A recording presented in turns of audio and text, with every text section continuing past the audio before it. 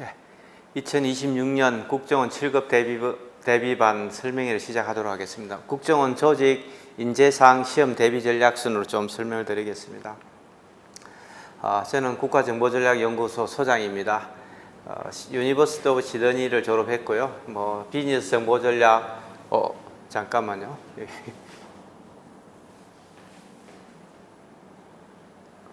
예, 국가정보학, 청성 없는 정보전쟁, 국정원 합격 가이드북, 탐정 가이드북, 산업보안학, 직업이 인생을 결정한다, 드론조종사 사격증, 드론학 개론, 이런 한 250건의 책을 썼습니다. 서점에 팔리는 책만 많이 썼고요.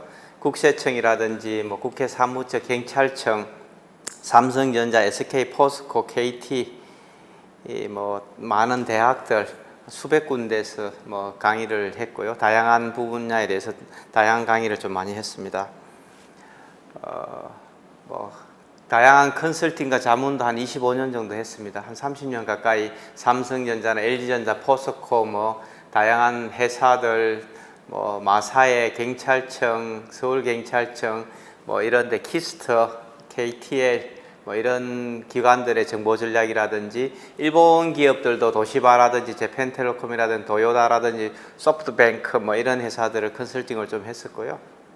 기업 문화, 드론, 경영 자문 이런 것들도 20년 이상 컨설팅을 했고, 잡지에 대해서도 여러 가지 직원들 관리나 보안, 기업 문화, 여러 가지 어떤 해외 경영 전략이라든지 안전 이런 관련된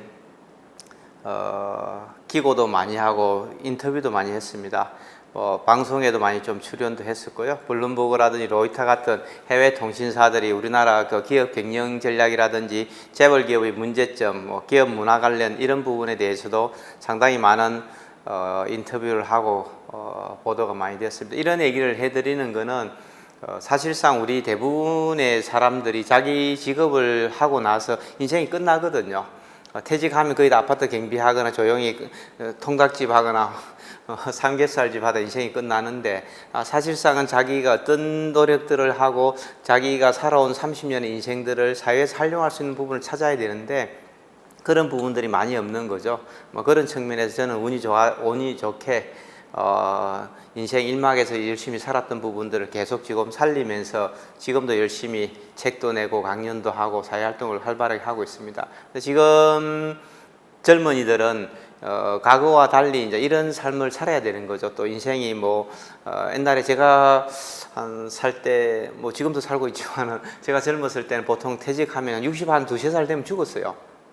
60살 퇴직하고 2, 3년 살다 대부분 죽었기 때문에 이런 거 고민할 필요가 없었던 거죠. 근데 지금은 60살 퇴직하더라도 70, 80, 90까지 사니까 이 30년 동안을 그냥 허송세월 하다가 연금 받으면서 죽을 날만 기다리는 경우들이 사실상 많았던 거죠. 그게 10년, 20년 되고 했는데 여러분 세대는 훨씬 더 이제 예측 가능한 거죠. 우리 때만 하더라도 몇 살까지 살지가 몰랐는데 지금은 거의 이제 앞으로는 80, 90은 다 산다고 생각하면은 또 이런 계획들을 수립하는 게 좋지 않을까, 이런 생각들은 갖고 있어서 한번 보여드리는 겁니다.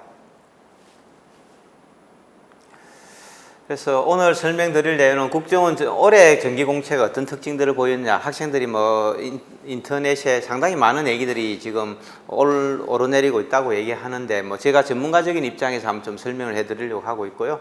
국정원의 조직 구조라든지 여러 가지 시험 일정이라든지 서류 준비하는 방법들이라든지 그 다음에 또 관련된 도서들이 어떻게 구성되어 있는지 이런 부분을 좀 설명을 드리겠습니다. 올해 정기공채는 작년 12월 4일 날 12월 3일입니까? 비상계엄령 한 날이 12월 4일인가 3일인가 윤석열 대통령이 비상계엄령을 하면서 여러 가지 시끄러운 일들이 계속 있고 이러다 보니까 시험이 이상해졌다 이런 얘기도 있고 이런 얘기를 하는데, 어쨌든 올해 보면은 일단은 에세이를 지금 없었던 거죠. 옛날에는 거의 두 문항에서 최대 5문항 정도 에세이를 쓰게, 자기소개서도 지원 동기가 뭐냐, 자기가 갖고 있는 장점이 뭐냐 이런 부분을 계속 쓰게 해서 그게 서류 전형에 굉장히 중요한 역할을 했습니다. 그런데 올해는 이 부분 자체가 아예 없었던 거죠. 제가 지금까지 2006년부터 지금까지 학생들을 20년 동안 가르치고 이렇게 지도를 했는데 처음입니다. 처음. 올해가 처음으로 에세이가 없었던 해고, 뭐 옛날에는 5문항이다 3문항 줄어오고 2문항 줄어오고 뭐 이렇게는 했었는데 하나도 쓰지 않았던 것은 올해가 처음입니다. 아마 이 부분들을 면접에서 많은 부분을 좀 커버한 것 같다 이렇게 좀 보여지고요. 또 일부 약간 상업적으로 에세이가 뭐 80만 원, 100만 원씩 에세이 첨삭하는 뭐 그런 과정들도 있고 하다 보니까 아마 이런 부분들을 부담을 해소해 주기 위해서 없애지 않았나 이런 좀 생각도 들고요. 그 다음에 서류 전형입니다. 여러 가지 얘기들은 하고 있습니다. 뭐 어떤 뭐 굉장히 토익을 만점 받았는데 뭐 떨어졌다. 뭐 이렇게 얘기하는 학생들도 있고요. 뭐 왜 떨어졌는지 모르겠다. 과거에는 직렬별로 토익 점수가 한 800점대 되면 거의 뭐 떨어지는 서류 전형이 떨어지는 사례가 없었는데 올해는 굉장히 많이 떨어졌습니다. 많이 떨어졌는데 뭐 그 이유를 여러 가지 얘기들을 하고 있는데 뭐랄까요?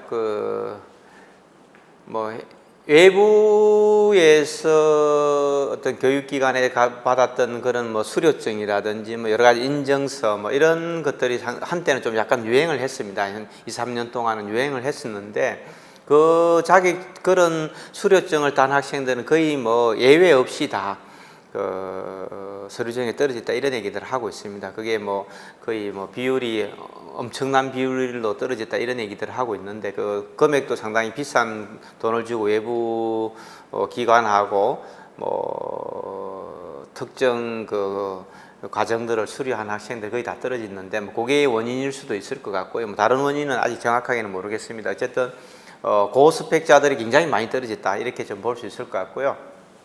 정보 처리 기사라 이런 것들에 대한 그러니까 뭐 커말도 있고 여러 가지 자격증들이 있는데 정보 처리 기사는 실질적으로 굉장히 좋은 자격증입니다. 제가 봐도 그런 자격증을 딴 학생들은 거의 또 예외 없이 다 됐습니다. 괜찮은 자격증을 딴 학생들은 뭐 이런 부분들이 조금 옛날에는 뭐 자격증이면 똑같은 자격증으로 이렇게 생각했었는데 올해는 좀 괜찮은 자격증별로 약간의 좀 이렇게 가중치를 달겨줬지 않느냐 이런 좀 생각도 들고요.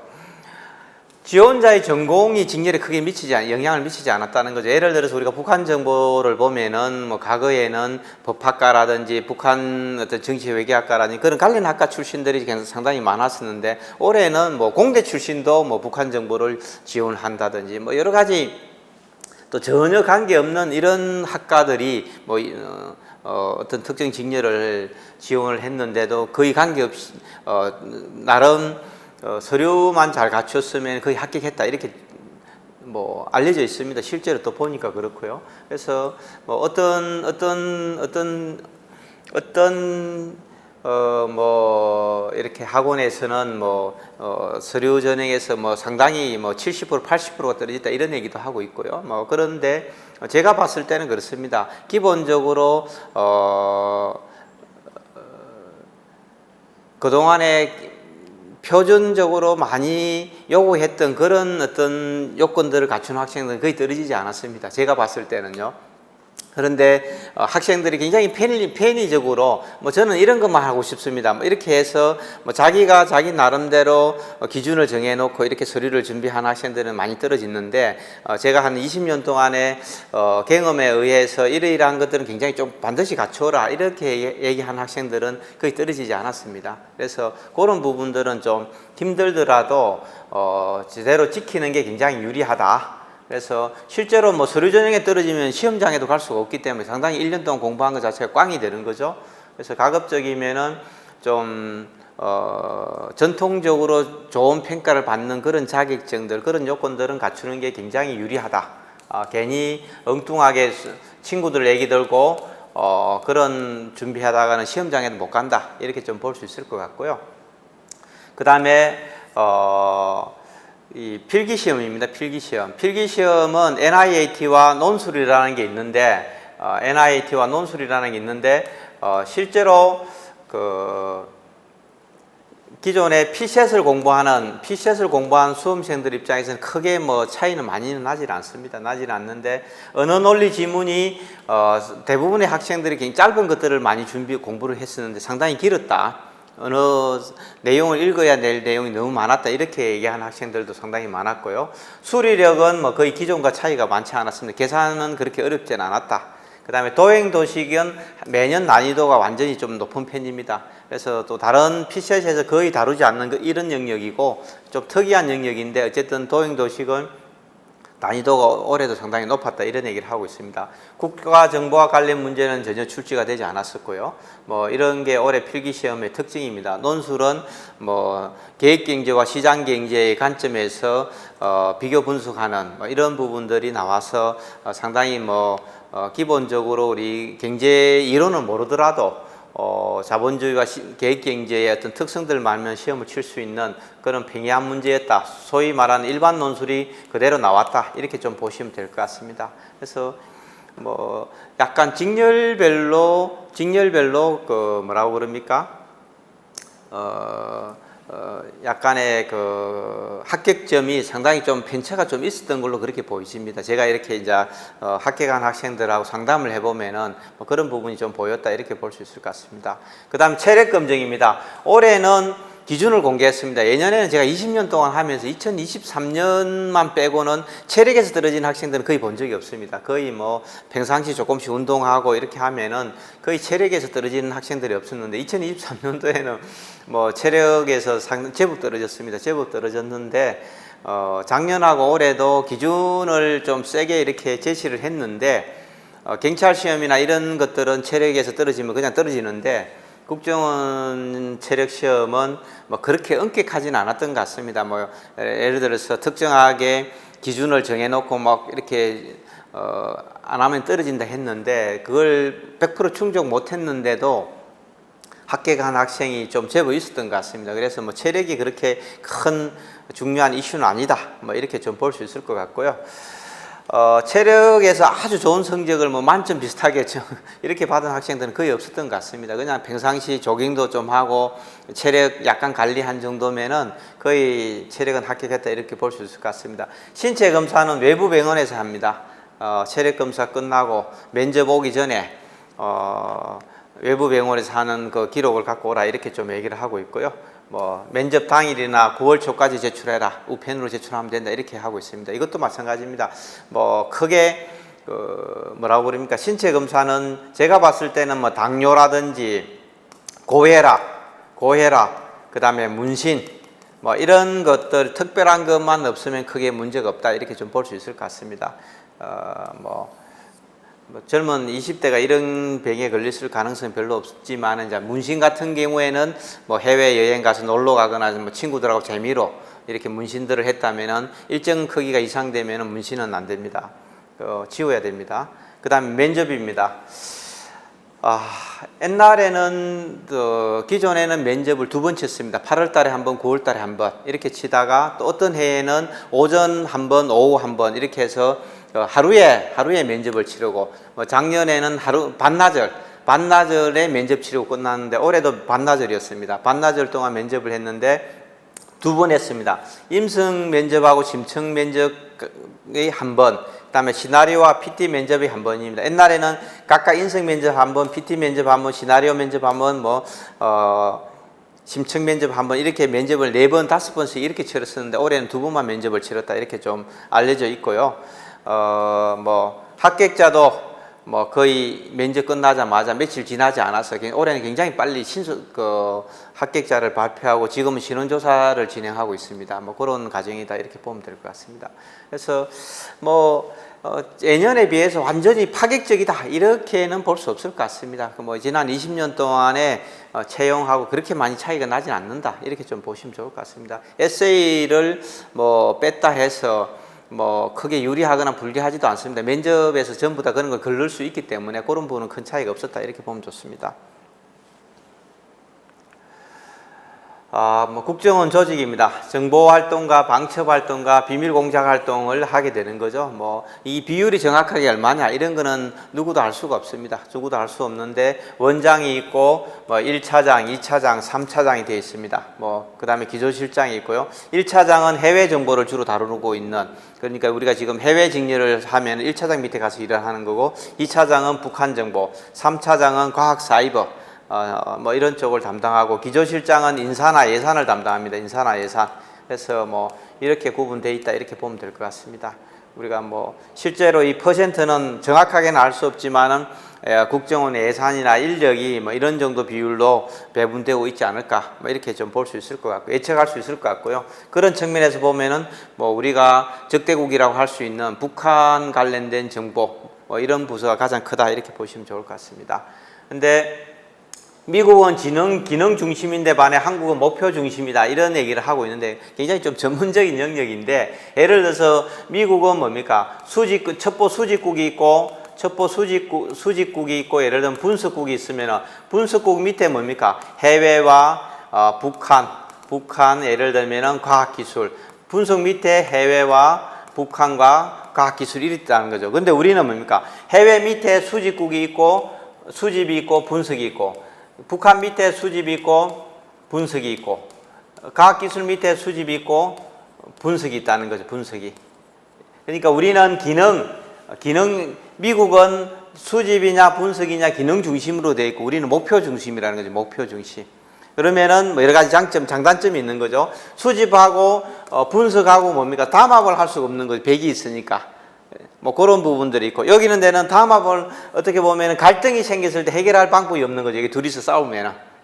근데 여기는 담합이 가능이 있지만 협의할 수 있는 그런 부분들이 있고 근데 우리처럼 이제 국가가 작고 조직이 작은 이런 정보기관들은 우리 그 기능 중심적이보다는 목표 중심적으로 이렇게 조직을 구성하는 그런 나라들이 훨씬 더 많습니다.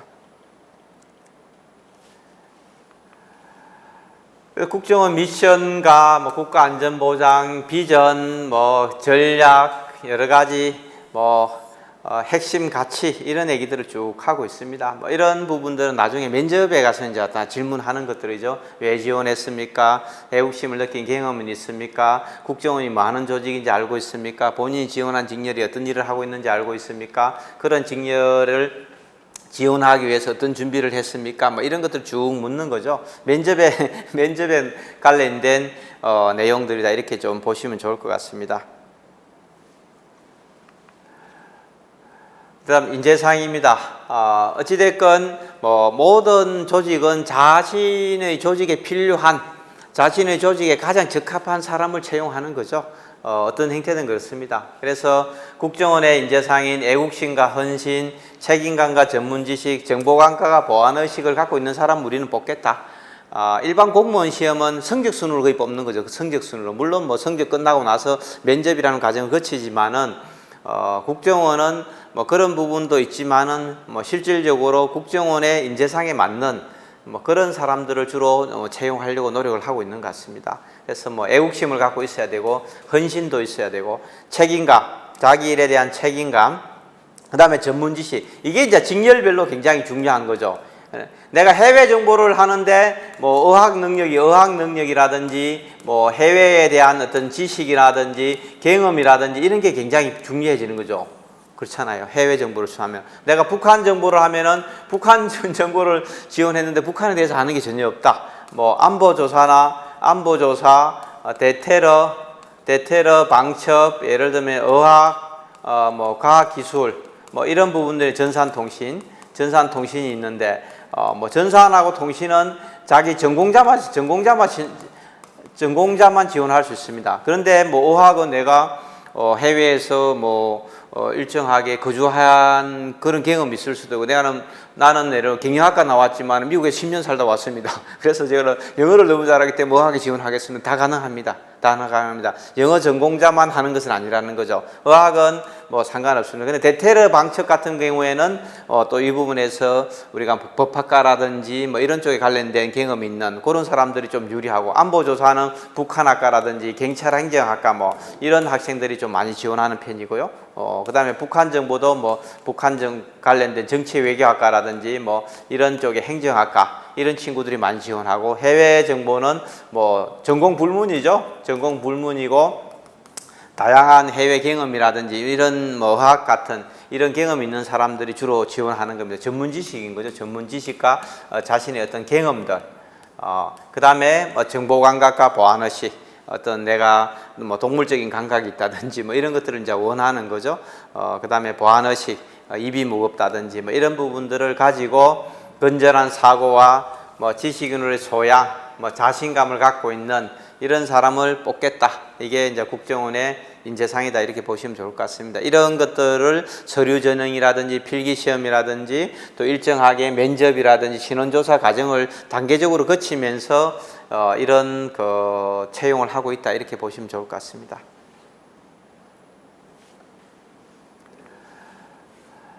그 다음에 국정원의 선택시 고려사항입니다. 뭐 하도 많은 왜 민간기업에 안 가고 국정원을 하려고 하느냐, 또 뭐 애국심이 있어서 나라에 헌신하고 싶습니다. 그럼 다른 공무원 시험도 많은데 왜 하필이면 또 국정원이냐, 뭐 이렇게 또 물을 수 있는 거죠. 뭐 또 본인 입장에서 마찬가지면 왜 하필이면 내가 국정원을 또 지원해야 되느냐, 뭐 이런 것들도 좀 고민하는 거죠.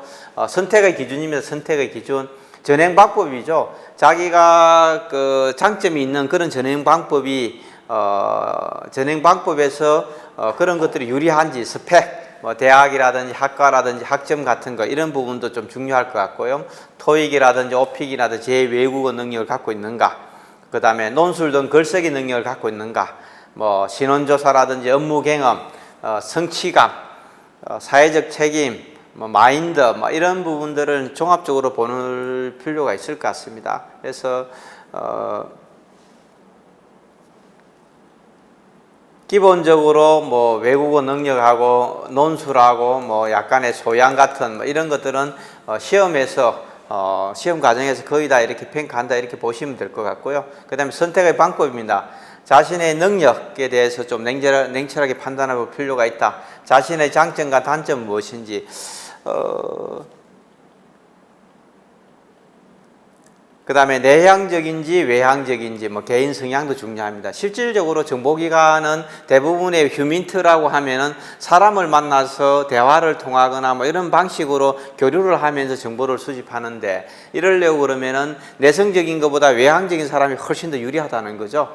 나는 뭐 그냥 사무실에 혼자서 조용히 책 읽고 보고서 쓰는 걸 너무 좋습니다. 이런 사람들이 정보기관에 좀 맞지 않는 거죠. 물론 뭐 백오피스 일이 있겠지만은 뭐 그런 부분에서도 본인들도 좀 생각을 할 필요가 있을 것 같고, 성향도요. 그 다음에 자기개발입니다. 자기개발. 인맥 확장이 얼마만큼 용이한가. 그 다음에 어떤 지식과 경험을 축적할 가능성이 있는가. 사실 대부분의 공무원들은 뭐 제가 무시하는 건 아닌데, 예를 들어서 우리가 뭐 일반 행정직에 합격해서 동사무소라든지 뭐 시청이라든지 뭐 구청 같은 데 가서 근무한다. 이러면 뭐 특이한 일이 별로 없는 거죠. 뭐 주민등록 등초본 떼주고 인허가 해주고 뭐 매일 똑같은 일을 하는 거죠. 학교에서 배운 것도 거의 쓸모가 없고, 거의 대부분이 쓸모가 없고, 평생 비슷한 일을 한 30년 하는 거죠. 그러다 보면은 뭐 새로운 지식과 경험이라는 게 거의 쌓이지 않습니다. 근데 이제 정보기관은 새로운 어떤 업무를 많이 배우고 또 새로운 사람들을 끊임없이 만나고 뭐 이러다 보면 인맥도 좀 늘어날 수 있고 새로운 지식과 경험을 축적할 수 있는 그런 부분에서 상당히 좋은 여건을 갖고 있는 그런 기관이다 이렇게 볼 수 있을 것 같습니다. 그 다음에 인생 2막입니다. 거의 뭐 대부분 60세 이전에는 거의 나오는 거죠. 근데 60세부터 뭡니까? 90세까지 요즘 남자들은 89세, 남자들은 89세, 여자들은 지금 뭡니까? 91세 정도가 평균 수명이 되는 거죠. 그러면 한 30년 가까이를 똑같이 서로 27에 들어가서 60년, 30년 정도, 30년에서 32년 정도 일을 하고 또 퇴직하고 나서 30년 더 살아야 되는데, 이때는 도대체 뭘 할 것인가? 내가 인생 1막에서 살아온 그런 경험과 인맥들을 가지고 또 어떻게든 사회에 봉사하든 뭐 사회 활동을 하든 뭐 이런 부분들이 있어야 되는데, 이런 것들에 대해서 도움이 되는지 이런 부분도 좀 고민해야 될 것 같고요. 급여 외에 얻을 수 있는 경험과 지식이라는 게 굉장히 중요한 거죠. 금방 뭐 동사무소라든지 이런 데 일반 행정직도 얘기를 했지만은 사실상 뭐 새로운 지식과 경험이라는 걸 쌓을 수가 없거든요. 근데 이 직장이라는 게 단순하게 월급만 받는 그런 공간은 아니다는 거죠. 그런 부분들을 전체적으로 봤을 때 국정원이 정말 나에게 도움이 되는 그런 조직일까? 이런 걸 좀 생각해서 살아온 인생이 자랑스럽고 지식과 경험이 도움이 돼야 된다는 거죠. 대부분 내가 왜 이런 직업을 선택했는지 모르겠다. 뭐 이렇게 얘기하는 사람들이 생각보다 많습니다. 다양한 직업군에 가보면은 뭐 이런 부분을 좀 고민해 봐야 될 것 같고, 직장이 생계의 수단이 아니라 자기 만족의 장이 돼야 되는 거죠. 자기 만족의 장이. 뭐 제 나이 또래만 하더라도 옛날에는 거의 뭐 먹고 살기 위해서 직장을 선택했습니다. 그냥 뭐 특별하게 내가 이걸 너무 좋아하는지 뭐 그런 것도 관계없이 그냥 어쩌다 보니까 뭐 그런 직업을 선택하고 또 거기 들어가면은 뭐 평생 직장이라 생각하고 옮기지 않고 끊임없이 그 일을 하면서 먹고 살았는데, 지금은 요즘 젊은이들은 자기가 원하는 정말 좋아하는 일들을 좀 찾는 게 훨씬 더 중요하고, 옛날처럼 먹고 살기 위해서 굶지 않기 위해서 직업을 선택하는 그런 시대에는 지나갔다, 이렇게 좀 볼 수 있을 것 같습니다. 그래서 업무가 만족스럽고 사회 가치 창출에 기여할 수 있는 그런 조직인지 이런 부분들을 보고 yes 되면 yes 그렇습니다, 뭐 이런 얘기하면은 뭡니까, 국정원을 선택하는 것이 굉장히 도움이 되지 않을까, 이렇게 좀 저는 개인적으로 보여집니다. 그다음 시험 일정입니다. 일단은 뭐 제가 봤을 때 서류 전형이죠. 서류 전형. 토익이라든지 뭐 자기소개라든지 자격증이라든지 이런 것들을 가지고 서류 전형을 하게 되어 있습니다. 보통 뭐 4월 초에서 5월 초까지 한 달 정도 서류를 접수해서 거의 뭐 6월 초 정도 되면은 발표를 합니다. 서류 전형이 합격했는지 발표를 하고 나서 바로 7월, 아마 내년에는 7월 4일 날 매년 7월 첫째 주 토요일 날 시험을 칩니다. 그럼 7월 4일경에 논술을 하고 NIT 필기시험을 치고, 그 다음에 7월 중에 그 시험 치고 나면은 최대 2주입니다. 2주 내에 합격자를 발표합니다. 합격자를 발표하면은 바로 체력시험 치러, 일주일 이내에 체력시험 치러 오라고 그럽니다. 그러면 체력시험 치고 또 나서 바로 한 일주일 이내에 또 합격자를 또 발표합니다. 발표하고 나면은 면접과 신체검사 합니다. 신체검사는 외부에서 하게 되고 면접은 내부에 가서 합니다. 그러고 나면은 또 뭐 최대 2주 이내에 발표를 하고 그 다음에 신원조회를 과정을 거칩니다. 신원조회는 거의 보통 한 3개월 이상 소요됩니다. 3개월 이상. 3개월 이상 소요되는 게 신원조회다, 이렇게 보면 될 것 같습니다.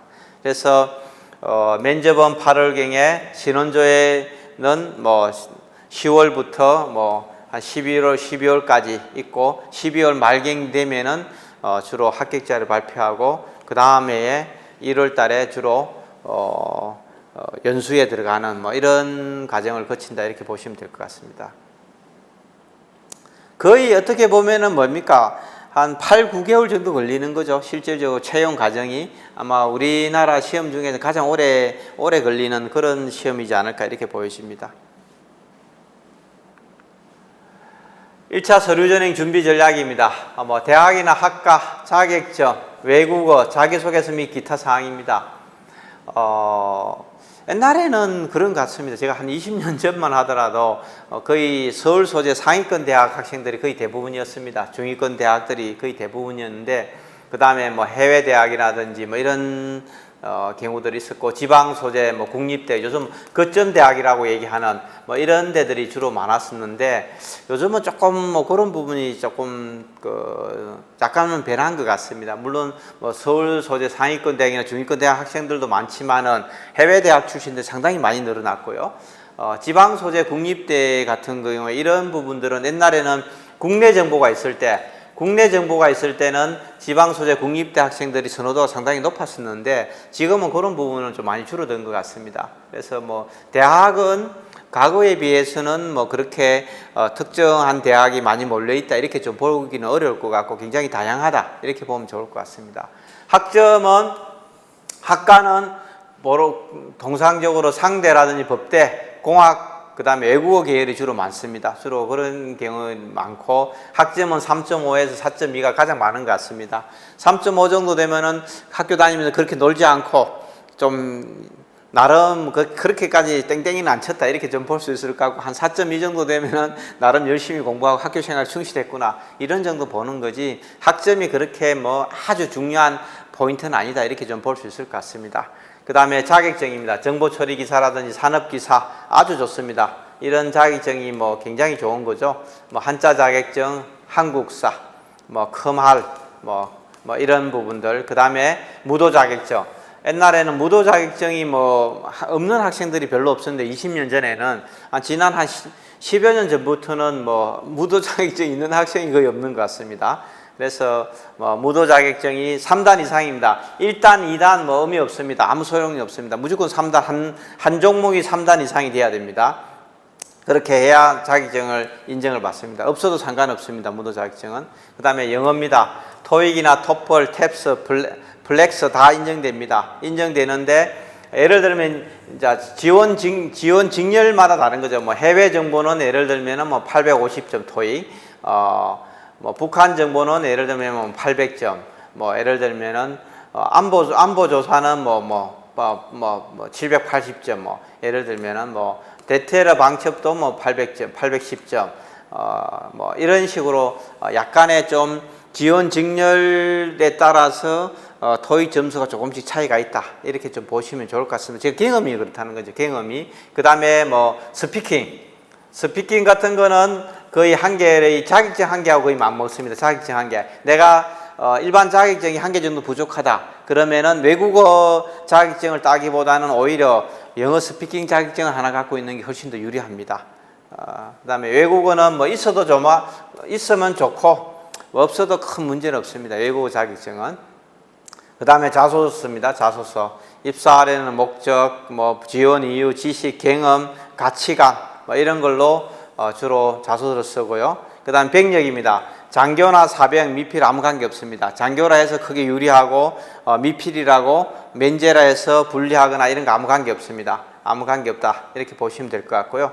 변호사, 변리사, 공인회계사, 통번역사 이 전문 자격증도 일반 자격증 한 개처럼 똑같이 줍니다. 그 다음에 석사학위 소지자도 자격증 한 개 정도 치줍니다. 굉장히 유리하다는 거죠. 제가 봤을 때는 그렇습니다. 지금까지. 그래서 제가 기본적으로 뭐 학교는 어쩔 수가 없는데 예를 들면은 보통 학점은 3.5 이상 되면은 뭐 그냥 오케이. 그 다음에 자격증도 한 개에서 두 개. 무도 자격증 없어도 상관없고 토익은 일정 이상 점수 이상. 그 다음에 토익 스피킹 정도 뭐 이 정도면은 거의 서류 전형에서 떨어질 확률은 그리 높지 않다. 이렇게 좀 볼 수 있을 것 같습니다. 그 다음에 NIAT입니다. NIAT. PCET하고 거의 비슷합니다. 쉽게 하면 똑같다고 얘기할 수는 없는데, 7급 공무원 PCET을 준비한 학생들이 와서 시험 치면은 점수가 거의 약간의 좀 차이가 있지 거의 비슷하게 나올 정도로 굉장히 유리하다. 이렇게 좀 볼 수 있을 것 같고요. 언어 논리, 상황 판단, 논리 게임, 자료 해석, 수리 추리, 인지, 정보 역량 이렇게 있는데 PCET하고 굉장히 유사하다. 큰 차이 없다. 정보 역량은 올해는 시험에 안 나왔는데 통상적으로 19년 동안 국가정보학과 시사상식을 통해서 30문항이 나왔다. 적성검사는 점수에 포함되지 않는다. 이렇게 좀 생각하시면 좋을 것 같습니다. 그래서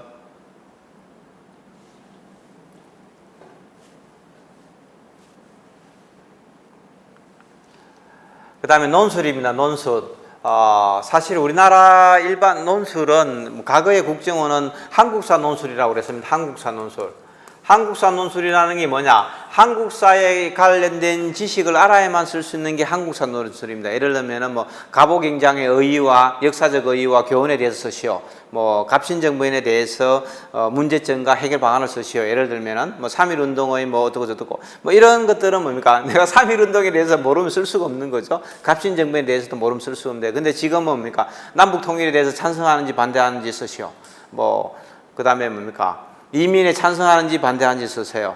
아니면은 자유시장 경제의 문제점과 해결 방안을 쓰시오. 이런 것들은 사실상은 일반 누구나 대한민국에서 살고 있는 젊은이라면 누구나 쓸 수 있는 그런 주제, 특정한 학과나 대학을 나오지 않더라도 크게 유리하거나 불리하지 않다. 이렇게 얘기하는 게 일반 논술이다. 이렇게 볼 수 있을 것 같습니다. 주제 자체가 일반적이라는 거죠. 주제가 일반적이라는 겁니다.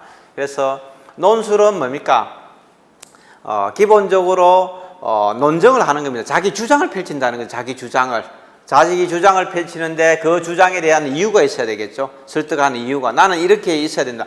나는 이민에 찬성합니다. 왜 찬성해? 왜 찬성하는지 이유가 있어야 된다는 거죠. 반대하면 반대하는 이유가 있어야 된다. 반대하는 이유가. 그죠? 그 이유는 뭡니까? 합리성과 타당성을 갖춰야 된다는 거죠. 나는 이민에 반대합니다. 왜? 이민 뭡니까? 후진국에서 근로자들이 너무 와서 우리나라 일자리를 뺏어갑니다. 뭐 이런 얘기도 할 수도 있는 거고, 뭐 또 이민자들이 들어와서 범죄자로 전락해가지고 사회적 비용을 너무 발생하고 있습니다. 뭐 그렇게 얘기할 수도 있고. 근데 이민하는 사람들 전부 다 그럼 범죄를 저지르느냐? 그러면 한국 사람은 범죄를 안 저지르느냐? 뭐 이렇게 얘기할 수도 있을 것 같고, 또 이민 온 사람들이 모든 사람들이 항상 뭡니까? 육체 노동만 하느냐? 그렇지도 않을 수도 있다는 거죠. 예를 들면은 외국인들이 들어와서 미국 사람들이 와서 영어를 가르치는 사람도 있을 거고, 탤런트를 또 하거나 뭐 이렇게 할 수 있는 사람도 있고, 뭐 다양하다는 얘기입니다. 그래서 그 이유가 합리성과 타당성을 갖춰야 되는데, 우리는 이런 걸 별로 안 해봤어요. 토론도 많이 안 해본 그런 문화권이고, 이런 어떤 사람을 설득하는 논리를 개발해 본 적도 없고, 뭐 이러다 보니까 우리나라 사람들이 논술을 잘 못 써요. 또 실질적으로 대부분의 대학이라든지 이런 데서 논술을 또 제대로 못 가르치고 있고, 뭐 그러다 보니까 글을 잘 쓰는 사람들이 굉장히 부족한 게 우리나라다, 이렇게 좀 볼 수 있을 것 같습니다. 그래서 국정원 논술 시험은 뭐냐? 비판적 사고 능력을 갖고 있는가? 지금 현재 우리가 살고 있는 데가 천국이 아니라는 거죠. 대한민국이 천국이 아니고 뭔가 수많은 문제와 갈등과 이런 게 엮여 있다는 얘기입니다. 그래서 이게 뭐가 잘못됐는지 좀 얘기를 할 수 있어야 되고, 그 다음에 바람직한 미래입니다. 누구든지 뭐예요? 천국을, 지상 낙원을 건설하고 싶은 거 아니에요? 네?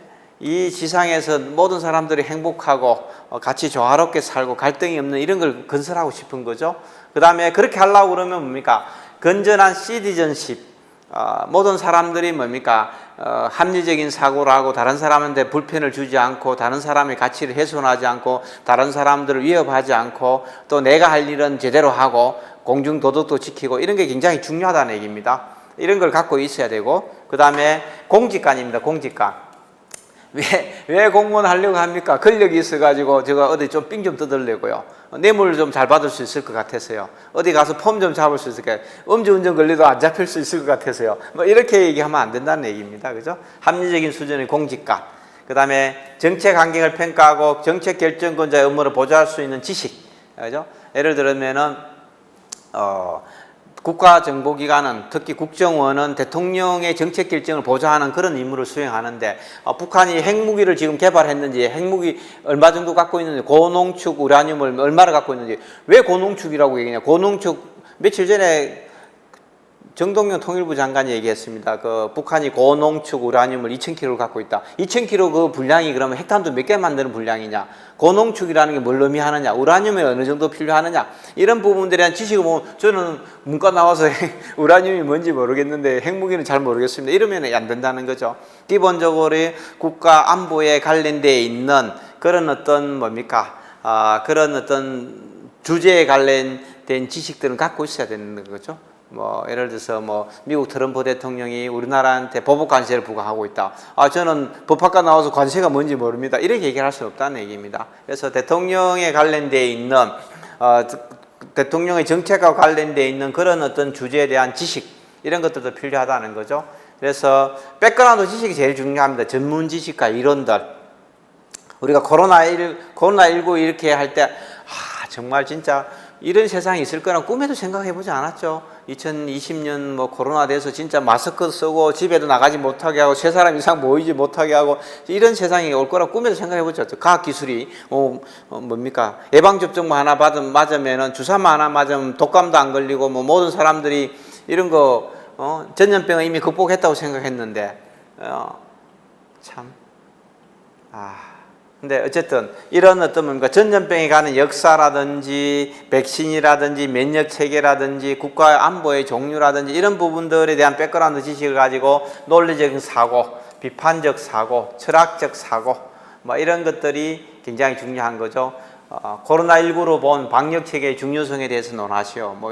우리나라 상당히 뭐 성공적인 모델들을 만들었는데 그때 뭐 인권이고 나발이고 없었잖아요. 그죠? 친구 만난 것도 다 일일이 하고 위치도 다 추적하고 사람 만났다고 뭐 심할서 쓰고 뭐 기업에서 해고당한 사람도 있고 공무원들도 징계를 받고 뭐 이런 것들이 말도 안 되는 건데 지금은 그 말도 안 되는 건데 그 당시에는 그게 뭐 굉장히 심각한 이슈였으니까 뭐 그런 부분들이 바람직한가 이런 얘기들에 대해서 논술을 쓴다면은 논리적으로 감염 트렌드라든지 치사율이라든지 그 다음에 공공의료의 중요성이라든지 뭐 사회 구성원의 불신, 사회적 거리두기 뭐 이런 부분들에 대해서 전반적인 것들을 다루는 게 굉장히 중요한 전개 방법이 아닐까, 설득할 수 있는 방법이 아닐까 이런 생각이 듭니다.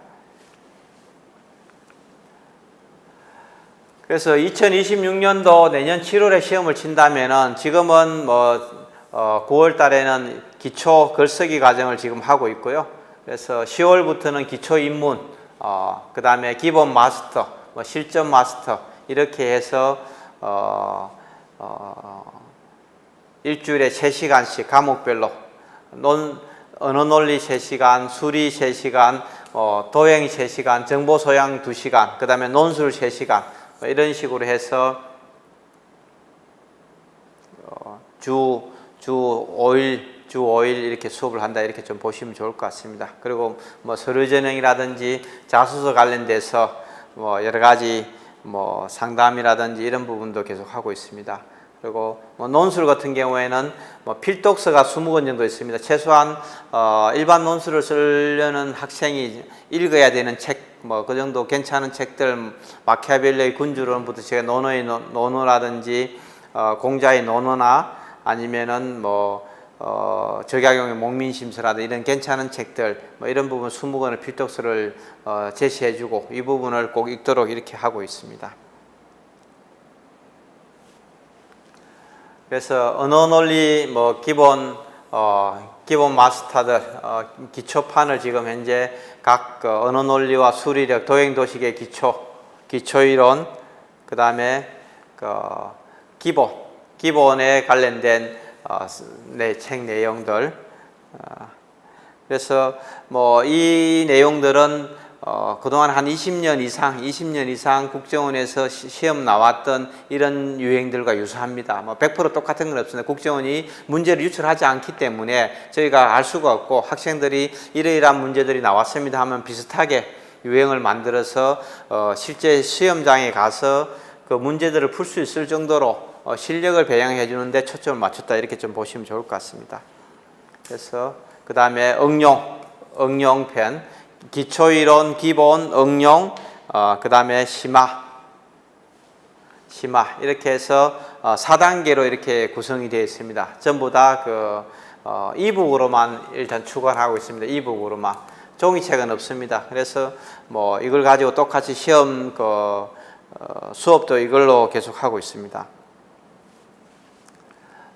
그 다음에 국가정보학 이론, 그다음 문제풀이, 시사상식 이 내용들을 갖고 있습니다. 이 책은 2006년부터 출간돼서 지금까지 14판이 나왔습니다. 14판이 나와서 대한민국에서 가장 오래된 국가정보학 책이고 처음 나왔고 가장 오랫동안 판매되고 있는 책입니다. 가장 많이 팔렸고요. 이 내용만 보시면은 국정원에 나중에 들어가서도 업무를 수행하거나 하는 데도 상당히 큰 도움을 받을 수 있는 그런 내용이다. 이렇게 좀 보시면 좋을 것 같습니다. 그 다음에 국정원 합격 가이드북이 10판이 나왔습니다. 10판. 이 부분 지금까지 국정원을 시험을 준비하는 사람, 한 20년 이상 7급, 9급 경력직, 인턴, 이런 다양한,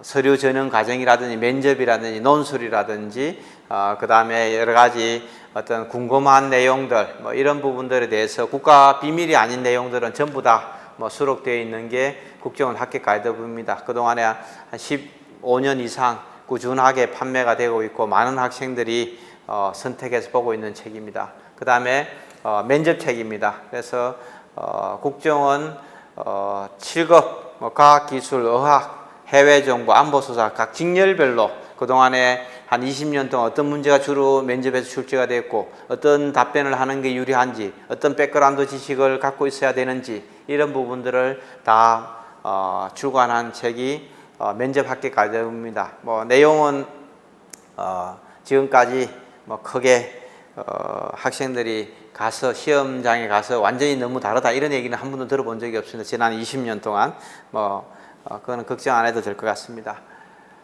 그래서 국정원 시험 자체가 일단 채용 규모도 알려지지 않습니다. 어떤 문제도 유출되지 않습니다. 다른 공무원 시험하고 완전히 다르다는 얘기죠. 몇 명을 채용하고 있는지, 어떤 문제를 출제를 하고 있는지, 어떻게 준비를 해야 되는지 이런 게 전혀 알려지지 않다 보니까 일정 부분 상당히 모호한 측면에서 시험을 준비하는 그런 부분도 있고, 또 그러다 보니까 일정하게 상당히 비기라든지 특수한 이런 내용들을 가지고 합격시킬 수도 있던 이렇게 뭐 홍보하는 그런 어떤 사람들도 있고 뭐 이런 게 있습니다. 그런데 제가 봤을 때는 뭐 그런 건 비기는 없다.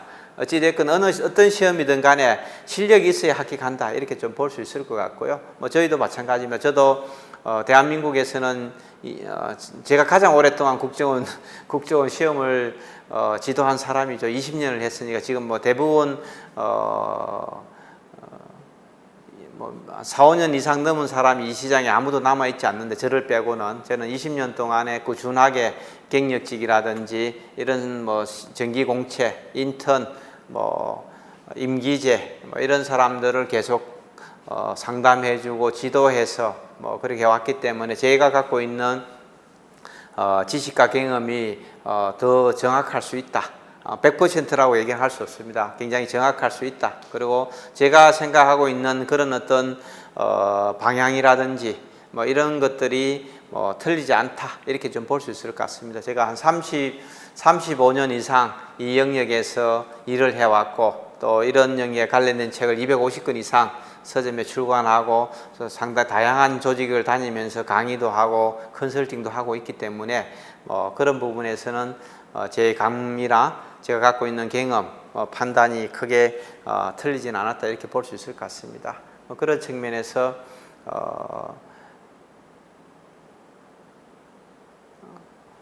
좀 더 체계적으로 어떻게 보면은 요령 피우지 말고 본질에 대한 접근을 하고 공부하는 게 합격하는데 굉장히 유리하다.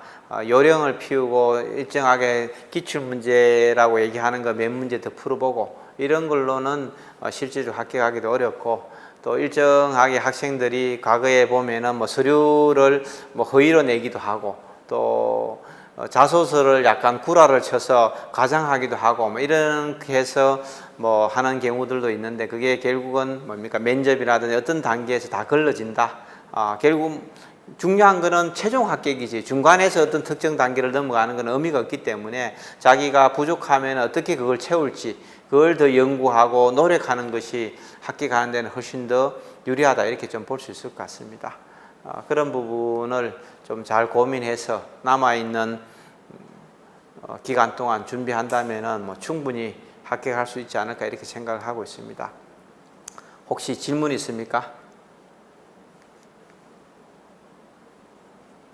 뭐 궁금한 거 있으면 질문 국가 비밀이 아닌 거는 제가 다 얘기를 해줄 수 있을 것 같습니다. 예. 그 수업이 개강되면은 예.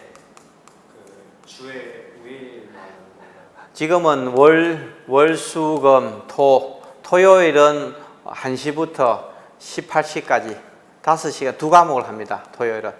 그러니까 4번만 나옵니다. 월, 수, 금. 월요일부터 금요일까지는 19시부터 22시까지.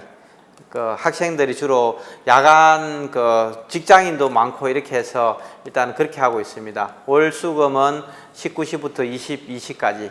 그 다음에 토요일은 13시부터 18시까지 논술하고 뭐 국가정보학 이렇게 해서 2과목을 하고 이거는 뭐 도형 언어논리, 도형도식, 뭐 추리 이렇게 해가지고 일주일에 4번 나와야 됩니다. 예.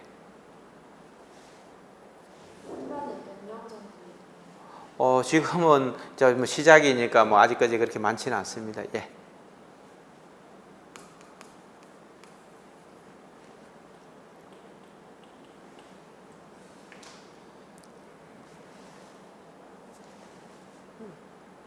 10월 13일입니까? 10월 13일부터 개강입니다. 10월 13일.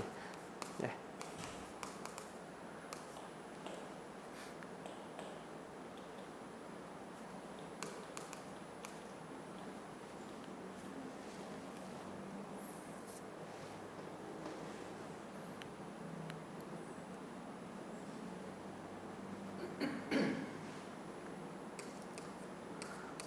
그래서 이제 어쨌든 뭐 수업은 이북하고 전자칠판으로 하기 때문에 종이는 없으니까 뭐 태블릿이라든지 노트북이라든지 뭐 이런 부분들이 있어야 이제 수업은 좀 원활하게 다가올 수 있을 것 같습니다. 종이책은 없다 이렇게 보시면 좋을 것 같습니다.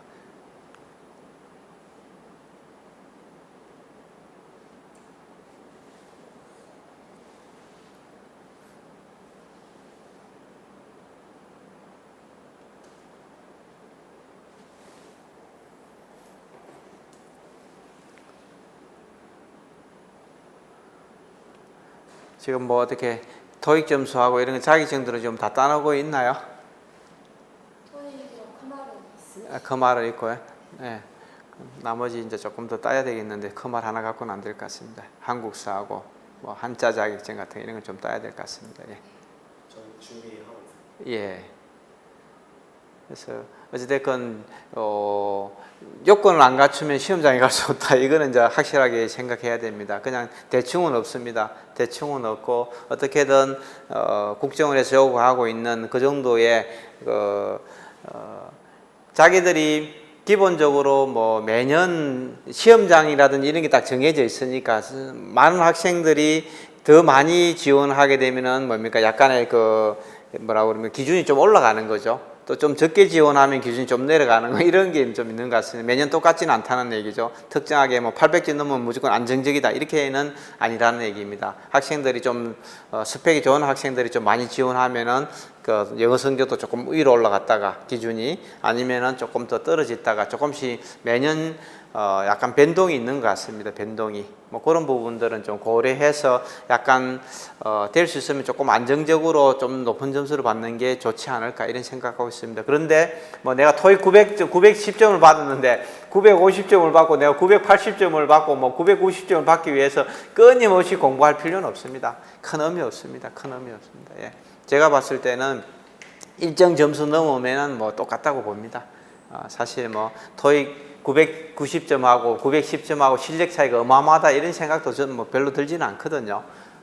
크게 뭐 차이가 없다고 생각하고 있습니다. 그래서 뭐 국정원의 서류를 갖고 있는 인사 담당자들도 비슷하게 생각하지 않을까 이렇게 좀 보여집니다.